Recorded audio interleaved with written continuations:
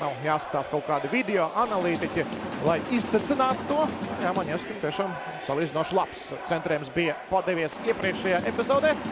Gan atraktīvs, pirmās 15 minūtes jau aizskrējušas šajā mačā Skonto stadionā, tagad jau labā mala. Un Nikolovs, cits malais aizsargs pieslēdz Tedrēmas sodu laukumā, draudīgs sitiens un vārti 1-0 un 3-3 2 spēļu summā. Vārdara atkal kā pirmā iesat vārtus mačā pret Riga FC un precīzi ir Davids Babunskis. Brīnišķīga izspēle, tas ir jāatzīst, augstākā klase, kā šīs vēl spēlētājs ietriec bubu vārtos no gaisa. Un piespēle arī atrada tieši šo spēlētāju starp Riga aizsargiem. Arī tātad centrējuma kvalitāte visaugstākajā līmenī. Un tas, par ko runājām. Spēle ir atklāta, daudz momentu uz abām pusēm. Un vieni neizmanto, otri izmanto šādā gaisotnē spēlējot.